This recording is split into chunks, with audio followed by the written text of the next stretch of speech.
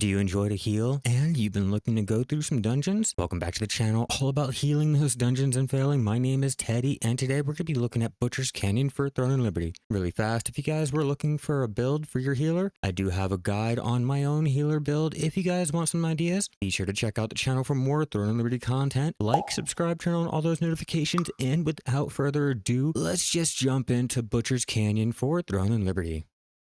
This dungeon can either be done with a random group of players, or it can be done with a guild. Preferably, a guild will make it easier if you guys are in voice chat, but random players can do. Starting off, you will have to wait for everything to load, but once it does load, the first mob that you will have to kill is going to be the Orc Key Administrator. When the Administrator dies, he will drop the pulley lever key. Take this over to the pulley lever to activate the elevator.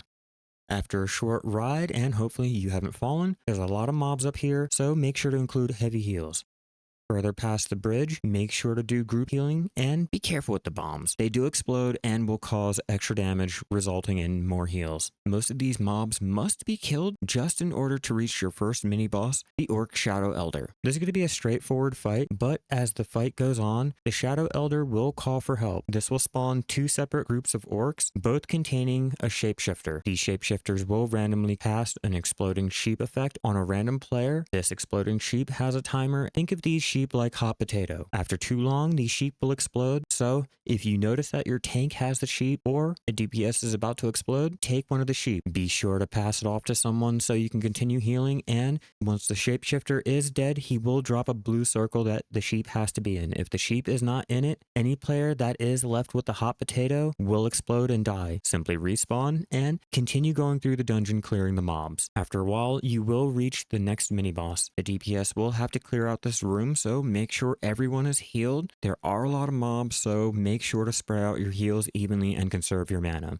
just in case your party starts to take too much damage. And really fast, comment down below if you enjoy healing, what's your class, and if you've been enjoying it. Me personally, I've been enjoying my healer, and I can't wait to start doing these guild raids. But let's get back into this guide. The double Orc Shadowmancer mini-boss is not exactly complicated, and there's not really much for us healers to do. This will rely on the tank and the DPS to simultaneously CC both Shadowmancers in order for any damage to be placed on them. Once this mini-boss is dead, all you have to do is clear out the rest of the mobs leading to the final boss.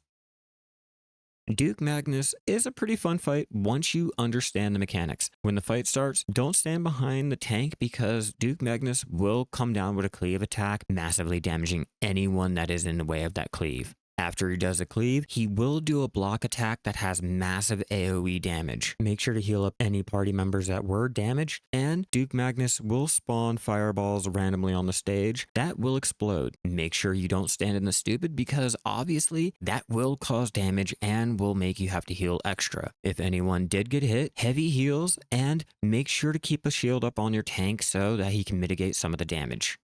Once enough damage is done, Duke Magnus will suck everyone to the middle of the stage. Once inside the circle, two shapeshifters will spawn on either side of the ring. They will change anyone that's in the center of the ring into a lamb. Here, the lamb has to be passed off to each ring. The lamb cannot touch the red ring, meaning the DPS has to jump over the ring, stand in the sheep's red circle. When the DPS is done killing the shapeshifter, a blue circle will appear that will dispose of the sheep. Hopefully the tank has left the field at this point. Duke Magnus will do an AoE in the whole circle of that ring. Make sure not to stand in that red circle or it can one-shot you.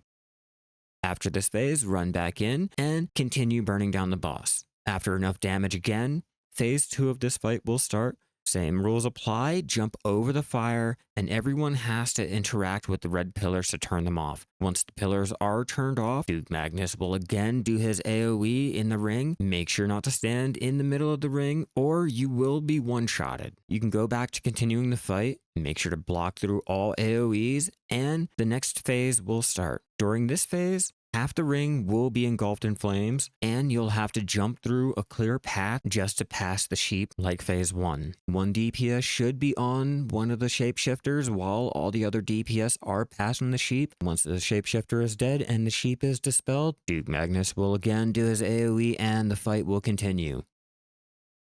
The phases will all continue on repeat with one major exception. When his health gets low, he will do an unavoidable AoE, so make sure to do big heals. These mechanics are not hard, it just takes knowing how to transport the sheep through the rings and blocking from those AoEs. Don't stand in the stupid, and just rinse, lather, and repeat. For a while, you should be able to complete this fight and collect your Butcher Canyon loot.